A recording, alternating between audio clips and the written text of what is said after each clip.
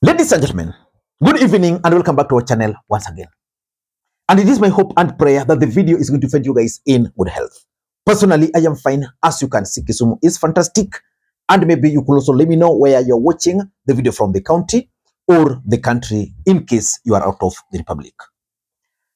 Ladies and gentlemen, William Samuel Ruto is losing big time to the agencies. Over the weekend, on Sunday to be precise, William Ruto attended some church service in Bomet County. And William Ruto made one thing very clear, that enough was enough, and that they were not going to allow any further demonstrations to take place in the Republic of Kenya. Going forward, we will protect the nation. Going forward, we will protect the nation. We will protect life. We will protect property. We will stop the looters. We will stop the killers. We will stop mayhem. We will stop anarchy, because Kenya is a democracy and we want a peaceful, stable nation. And our issues are resolved using democratic means. Ama mnasemaje watu wa Kenya? Mnasema tusimamishe hii fujo? Na tusimamishe hii vita? Na tusimamishe maandamano ya maafa? Na maandamano ya kuharibu mali ya watu? I want to promise you it's going to stop. Enough is enough. Ama mnasemaje? Si imetosha hii maneno? Walisema tusipitishe finance bill. Mimi nimewacha finance bill. Nikawaita wakanasema hawataki kuja kuzungumza na mimi. Wakaniambia niende huko kwa X. Mimi nikaenda kwa X. Wakatoroka huko, hawakukuweko. Wakaniambia tuitishe mazungumzo. Nimeitisha mazungumzo, wamekataa. Nimewaambia wanaendelea kusema wao ni faceless, wao ni formless, sijui wako nini. Mimi nimewaambia sasa, my friends, you know, I have given a chance to everybody to say whatever they want. You know, it cannot continue like this. The country is much more important than any group of people. We must stand together as a nation, protect our nation, and make sure that Kenya is a democracy. Today, the Gen Zs protested in Kenya. Miss Gibraltar wako wapi? Mimi sasa nimeacha mke wangu mtaa. Nikuje tu hapa hivi tao. Niambie tu Ruto mazi. Fanya tu venye unaweza. Tusaidie kama sisi single mothers. Tusaidie sisi kama wamama.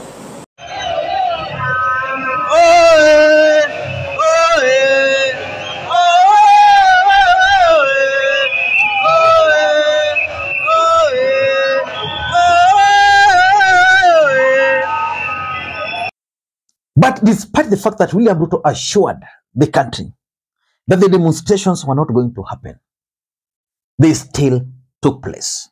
As a matter of fact, the Gen Zs were very smart enough to promise that they were going to occupy JKIA. They did not succeed in occupying JKIA. But do you think any activity took place there? Do you think any activity took place there? No. And that's how you measure success. As a matter of fact, very few Kenyans had expected these Gen Zs to sustain the anti-government protest up to this stage. So far, they forced William Ruto to withdraw the finance bill. So far, they forced William Ruto to dissolve his cabinet. One of the most difficult decisions I believe the president made. So far, they've forced William Ruto to stay in Kenya. William Ruto was ever on air, hopping from one country to another. They've also managed to drag William Ruto to Express, where they really challenged the president. But personally, I think the president has not been able to manage the Gen Zs in a better way. And that's why, so far, if you are to rate the Gen Zs, they've outsmarted Kenya government and William Ruto for that matter. William Ruto has so far deployed the police to deal with them. they still managed that. William Ruto then went and deployed the military. The military are friendly to them. Then William Ruto, today, and of course the other day, publicly, through his allies, some MCs from Nairobi and other elected leaders, deployed goons to deal with agencies. The fact that the government can go and deploy goons, in my view, is a sign of defeat.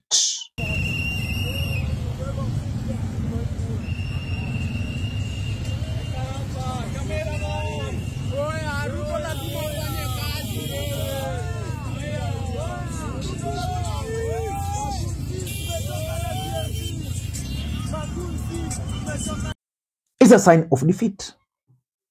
So in this video, I want to explain to you guys why the agencies are defeating William Ruto in all aspects, be it propaganda, be it perception, be it the turnout. But before you do that, for those who are watching this channel for the first time, please take a second or two, click that subscribe button so that next time we produce a video like this, YouTube will automatically notify you. And to the subscribers, I want to continue thanking you guys for your continued support. Because without that support, this channel cannot be where it is. Ladies and gentlemen, without any further ado, allow me to dive in. But before I dive in, allow me to also take this opportunity to introduce you guys to LemFi. LemFi is a mobile money app for users in the UK, Canada, and the United States of America to send money to Kenya. They offer the best exchange rates, and the money will be delivered directly and instantly into M-Pesa account, Airtel Money account in Kenya, and of course, directly into bank account if that's your preferred method of receiving the money. You can use the link in the pinned comment to download the app. Ladies and gentlemen, let us dive in. And I want to begin this video by just sharing with you some 2 videos here. And those 2 videos will demonstrate to you guys that William Ruto has lost the war to the agencies. In the first video, these gentlemen were interviewed earlier today in Nakuru, just randomly by the media. But after the interview, they were arrested. I want you to watch and let me know why or whether the police were justified to arrest them. Kutakuwa na maandamano, lakini I think the constitution has given us the power to demonstrate. Na sisi kama as the people hatuna vita na serikali, hatujapanga kubomoa duka ya mtu, lakini I'll urge the president ya kwamba sisi hatupigani vita na yeye, lakini we are fighting poverty. We are the people. Na ile kitu ingine ningependa kusema, the president should respect that there is a constitution. Na I respect institution zenye ziko in place, because kuna parliament, kuna judiciary na other institution. Awache kuinterfere na the runnings, awache ziwe independent. Na at the same time, the promise that he said he will deliver to the people, let him deliver the promises. Na hatutakuwa na vita na yeye. Na ile kitu ingine ningependa kusema, I have seen the killings and we are in solidarity, and we still reject and we will continue to reject. Even if you kill the messenger, you cannot kill the message. Even if you kill a liberator, you cannot kill liberation. Even if you kill a revoluter, you cannot kill revolution. Ile kitu ningetaka kusema, the spirit will continue and the fight goes on until ile kitu tunataka tumepata. Asante. Now, those actions are actually what is making Kenyans to side with agencies. Because really, those guys said nothing which deserved arrest for that matter. Now, let me play for you the second clip. In the second clip, the Nairobi police boss, Adamson Bungei, walked into the demonstrators, and the demonstrators were just happy with him. And they were just singing, "We are peaceful." Watch that clip.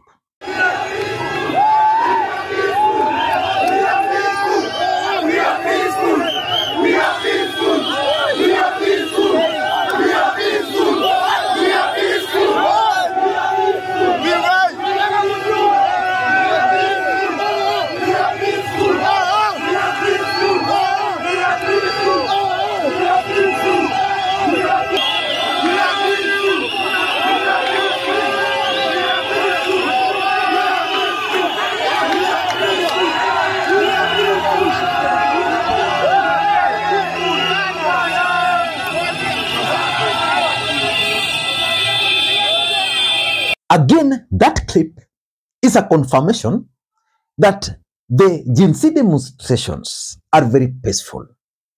Assuming Bungei had decided to throw tear gas at them, what would have been the situation? And of course, even yesterday, there were a bit of demonstrations, I think, around Embakasi East, Taj Mahal there. Yeah, very peaceful. No incidents of people being attacked by thugs. So it confirms that the hooliganism, the goons, are normally not part of the demonstrators. But why do you think William Ruto is losing the war? Because in politics, there is the art of propaganda. Then there is the art of perception, the public perception. And of course, there is also the art of winning. If you ask me, William Ruto is losing public perception. William Ruto is losing the propaganda. And of course, is also losing in general. Why? The first reason why I think William Ruto is losing is because the government has refused to understand the real issues the Gen Zs are raising. And that is the biggest problem. And at some point, they tried to even politicize it, up to now. So these guys have issues which they can address, but they've refused to address. A lot of people assume that Gen Zs are chaotic and rebellious, which they can be. But what I have noticed is that if you involve them in the decision making, they appreciate that you know more than they do, but there's no way anyone in this room can meet or match their energy. So you can only gain, and all they want from you is listen to them, involve them in the decision making, and reason out with them where experience has indicated that what they are suggesting might. So they're coming up with the theories of sponsors, that it is Uhuru Kenyatta who is sponsoring the demonstrations. Kenyans did not purchase that. Then, Rigathi Gachagua wants to overthrow government. Kenyans did not. Russia, America, and right now Ford Foundation. The truth is, these guys have failed to understand the issues which the Gen Zs are raising. Let me just, like a layman, who has interacted with these guys, what they are saying. I just want to take you to a family. You know, you have a parent, the retirement age today in the Republic of Kenya is 65. 60 you can extend to 65.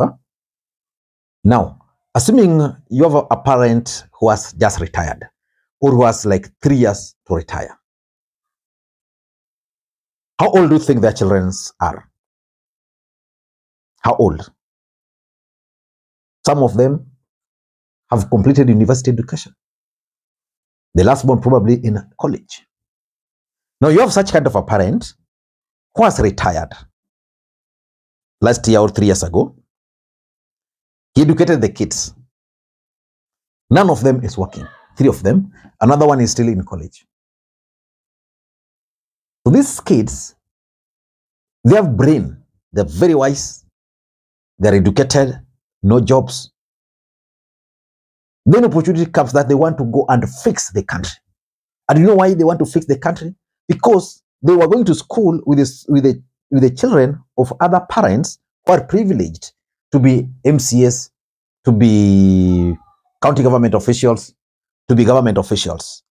Those ones, they finish school, wanatafutiwa mahali, they are fixed in KRA as KRA to get jobs there. They are fixed in the army, they are fixed in the police. You are here.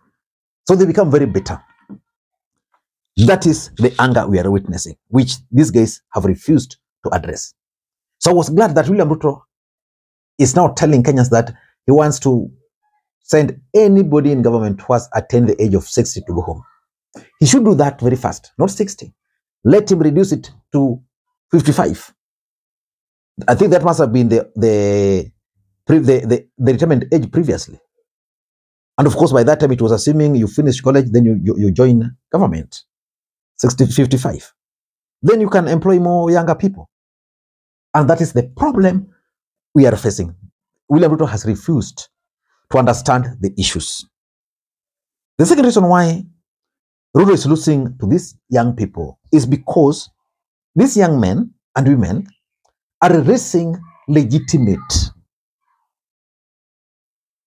demands. Their demands are very clear. Like, let me take, for example, the Occupy JKIA. You know, according to them, they got information that some gentleman somewhere sat and agreed to lease JKIA. So selling one of the strategic assets of the Republic of Kenya. So to salvage JKIA, they had to occupy it. As much as they did not succeed, but everybody in the Republic of Kenya know, who is sensible, that these guys were trying to save JKIA. Listening to what Onyonka is explaining here for you to understand. What everybody thinks. I mean, I repeated when we started here. Why are they going to the airport? Imagine we are signing off our airport to be run by a private company, which is going to hold that for 30 years. And after the contract expires, they would keep equity in that arrangement of our airports at the rate of 18%, eternally. How did somebody sign an agreement like that? You see, so the questions that we have got... Did you, as elected leaders, have wind of whatever arrangements or whatever agreements were going on with the... Actually, I was the whistleblower. I'm the one who has presented all the documents to the Senate, and I've given it to the media, if you check. It was a whistleblower from France, a Kenyan, a young Kenyan boy who has been working in the sovereign fund of some country, saw the document passing through his desk. He forwarded to me, he said, Onyonka, the airport is gone. I don't know what you're going to do. Try your level best. These are the facts. Why can't the president stop anybody playing these corruption games? I mean, the point many people are asking, why are we having ourselves dig a hole which we are heading into, and yet we know what the solutions are? All right. Even when people are complaining about us trying to destroy the country because the Gen Zs are asking for questions, I've even heard somebody say that they're asking for questions which are unreasonable. They just want free education. They want to make sure that NHIF works. They want to make sure that when somebody is going to a hospital, they find medicines. They want to make sure that when you finish university and you are last in, you can't get a job when those ones who are before you 6 years ago are still tamarking in the streets. And then because this one who finished the other day happens to be my daughter, because I am a senator or because I'm a PS, then I employ him and I leave somebody. What do you do with those people who are at the deep end? And these children are at the deep end, highly qualified, gone to school quite well, don't even have any criminal record. They are at home. They are unemployed. Some of these kids, when you go to the villages like where I come from and David, at the village level, the counties are not even employing them because this misgovernance that we are having at the national level is what has percolated to the county government. All right. You have governors who are employing their relatives. You have governors who are pilfering the funds. I mean, I thought the president was going to look at the thing from the top and sweep it all the way down. Number 3, majority of these Gen Zs have now won the support of most Kenyans. The church, the parents, everybody, apart from the ruling class. And that's where the problem lies. These guys are tribeless, they are leaderless, and that's why the demonstrations across the country. William Ruto and his government is failing to understand that these guys have the support of the entire country. The church today is mocking William Ruto. The other day, Rigathi Gachagua was seated somewhere in a church and the pastor was using stones to demonstrate. For me, that was significant because For a pastor to pick a stone, he knew the deputy president was coming there. For him to pick 2 stones to demonstrate, it means he wanted this guy to listen, and if he can't listen, he also wanted him to see. In short, the government is not making sense, so he wanted to pump sense into them. And because of the support they get from Kenyans, nobody is sympathetic to the government. Nobody. And lastly, you know, there has been attempt to paint the agencies as what? Violent. But they've been going to the street. You don't see them carrying stones. You don't see the real agencies with pangas. What do you see them with? Wanabeba flag. Na wanabeba water. Flag or water and their phones. Today there was this case of this young man here who was arrested during the mandamanos. He had nothing. At some point, the police had just to release him. Yeah, so that's the truth. But in my view, the agencies have really won against William Ruto. I don't know what you think, but that's my take. Until next time, this is Lee Makwiny. Bye-bye.